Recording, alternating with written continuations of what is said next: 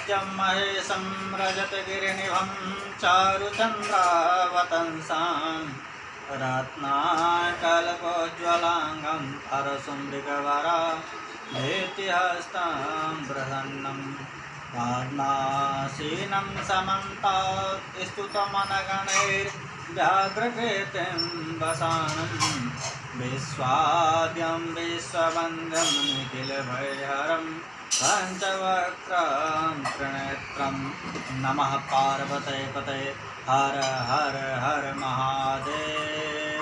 कालहर कष्टहर दुःखहर दारिद्र्यहर हर हर हर महादेव। आइए आप लोगों को समक्ष तीज व्रत कब, कैसे, क्यों करें, ये आप लोगों के समक्ष में इस वीडियो और YouTube के माध्यम से रखना चाहता हूँ, रख रहा हूँ।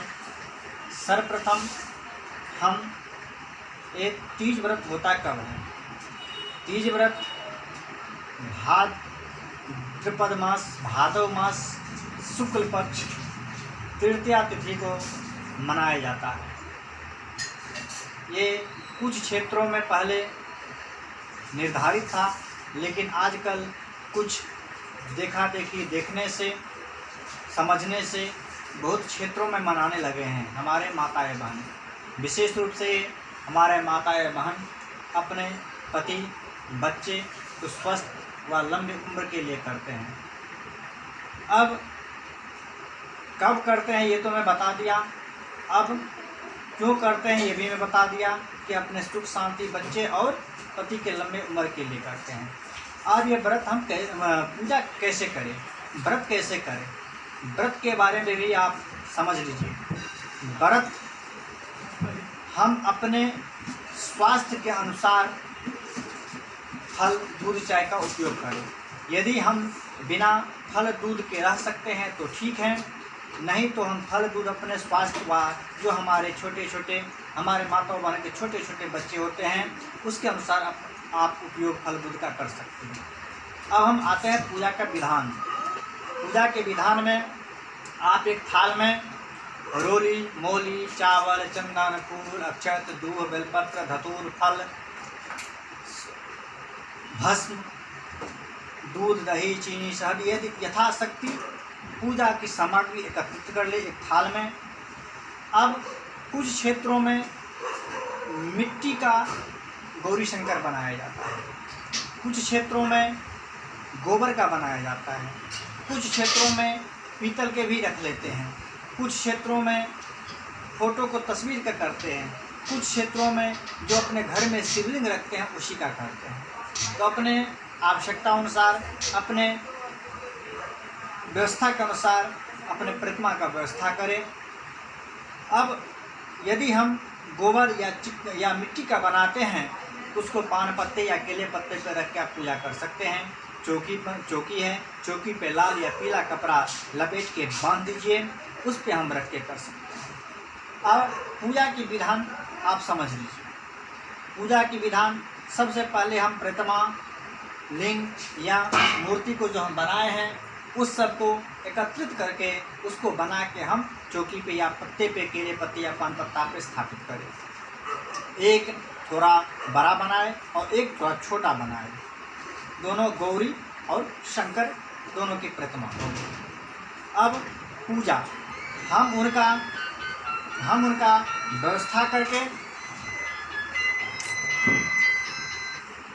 व्यवस्था करके तैयारी करके उसके बाद उसके ऊपर थोड़ा सा सर्वप्रथम उनको ध्यान करने, उनको स्थापित करने के लिए अक्षत चढ़ाए 2-4 दाना, और स्थापित करने के बाद अक्षत छोड़ के एक फूल छोड़ दें उनको ध्यान करने के अनुसार कि हे गौरी शंकर आप यहाँ स्थापित हुए, आपको मैं यहाँ आवाहित करता हूँ, आप यहाँ विराजमान होइए, ऐसा कहकर एक फूल छोड़ दें। फूल के बाद थोड़ा सा जल चढ़ाएं। जल चढ़ाने के बाद थोड़ा सा पंचामृत जो आप बनाए रहेंगे, दही, दूध, चीनी, शहद, घी, वो थोड़ा सा छोड़ दें। दही, दूध, चीनी, शहद, घी ये 5 चीज़ों को पंचामृत कहते हैं। ये 5 चीज़ आप एक पहले एक कटोरी में बना के रखेंगे, जो थाल में सजा के रखेंगे। तो जल छोड़ने के बाद पंचामृत के बाद पुनः थोड़ा जल यानी शुद्ध कराएंगे। उसके बाद शुद्ध करने के बाद, शुद्ध स्नान कराने के बाद वस्त्र चढ़ाएंगे। वस्त्र में लाल पीला कपड़ा हो या फिर बहुत विधि विधान से करेंगे तो आप सारे श्रृंगार के सामान और वस्त्र, साड़ी जो भी एक श्रृंगार की समान व्यवस्था होता है वस्त्र में, वो सब सारे चढ़ाएंगे। वस्त्र के बाद आप उनको चंदन करेंगे। शंकर जी को पीला का चंदन, शंकर जी को भस्म का चंदन और गौरी जी को लाल सिंदूर का चंदन होगा या रोली लाल होता है उसका टीका होगा। उसके बाद आप अक्षत चढ़ाएंगे। अक्षत के बाद फूल और फूल के बाद बेलपत्र, बेलपत्र के बाद दूब, दूब के बाद उनको इत्र का समर्पित करेंगे। इत्र के बाद धतूर का फल, संभव हो व्यवस्था हो तो धतूर का फल, भांग, भस्म आदि ये सब चढ़ाने के बाद फल मिठाई का भोग लगाएंगे। फल मिठाई का भोग लगाने के बाद उसी में पान यदि व्यवस्था हो तो पान, लौंग, इलायची आदि पूंगी फल जिसे कहते हैं पूजा के भाषा में पूंगी फल, उनको समर्पित करेंगे। ये सब करने के बाद आप उसमें कुछ यथाशक्ति दक्षिणा रख दीजिए। दक्षिणा समर्पित करने के बाद एक बार जल लेके उनको आचमन करा दीजिए, क्योंकि आप उनको फल और नैवेद्य चढ़ाएं हैं तो आचमन आवश्यकता होती है, जरूरी होता है। तो आचमन करने के बाद फिर एक फूल हाथ में और ध्यान कीजिए कि हे भगवान, हमारे पास जो कुछ व्यवस्था था, जो कुछ हमारे पास व्यवस्था था वह मैंने आपको समर्पित किया। अब कुछ कमी रह गई हो, त्रुटि रह गई हो तो क्षमा करना प्रभु। ऐसे प्रार्थना करने के बाद आप आरती कीजिए। ओम जय शिव ओंकारा का आरती कीजिए। देख के हो, याद हो या किसी कारण ना व्यवस्था हो पाए तो कम से कम कर्पूर गौरम करुणावतारम संसार सारम भुजगेंद्रहारम सदा वसंतम हृदयान वृंदे भुवनवाणी सहितम नमामि त्वमेव माता च पिता, ऐसा आरती करके फिर उस आरती को जल से एक बार घुमा के और नीचे में जल छोड़ दीजिए, शीतल कीजिए आरती को। और उसके बाद आरती फिर एक हाथ में थाल पकड़िए या आरती का जो भी व्यवस्था उसको पकड़िए, उल्टे हाथ में सीधे हाथ से सभी देवी देवताओं को गौरीशंकर को दिखाइए। और वो दिखाने के बाद आप आरती लीजिए और आपके समक्ष जो भी कुटुंब खड़े हैं, सगे संबंधी खड़े हैं, उनको आरती दीजिए। आरती भी खाली हाथ ना ले, इस चीज़ को भी ध्यान रखें। आपकी यथाशक्ति जो व्यवस्था हो आरती में दीजिए। यहाँ पे आपका कार्यक्रम खत्म हुआ। फिर अगले दिन आप इसको विसर्जन करेंगे। विसर्जन करने के बाद विसर्जन के समय में यथाशक्ति आप एक आरती कर लीजिए और हाथ में चावल लेके बोले कि हे गौरी शंकर, आप अपने जगह जाइए और हमारे घर में लक्ष्मी गणेश जी सदा विराजमान रहे, ऐसी कामना करते हुए आप उनसे आशीर्वाद लीजिए। और विसर्जन करने के बाद उनको हिला दीजिए और हिलाने के बाद चौकी हो या गोबर का हो या मिट्टी का, उनको थोड़ा हिला दीजिए, गिरा दीजिए। उसके बाद आप एक ब्राह्मण को भोजन खिलाइए, यथाशक्ति उनको दक्षिणा दीजिए। किसी कारण से भोजन न करा पाए तो उनको कच्चा अनाज, दक्षिणा आदि का दान कीजिए, उनको दीजिए। उसके बाद आप पारण करेंगे, जिसको कहते हैं व्रत तोड़ना। व्रत तोड़ना आप पारण करेंगे।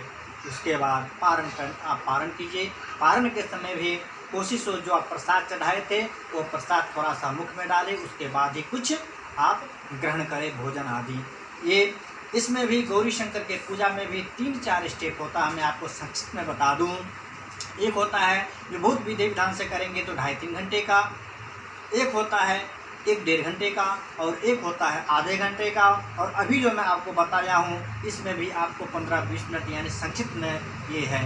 और मंत्र ना याद हो तो ओम नमः शिवाय, ओम नमः शिवाय, ओम नमः शिवाय, जो भी कुछ आप गौरी शंकर के ऊपर चढ़ाएंगे तो ओम नमः शिवाय का आप जाप जरूर करते रहिएगा। ये आपका तीज का व्रत पूजा और कब होता है इसके बारे में मैंने आपको बताया। ओम नमः संभवाय च मयो भवाय च नमः शंकराय च मस्कराय च नमः शिवाय च शिवतराय च। ओम नमः शिवाय।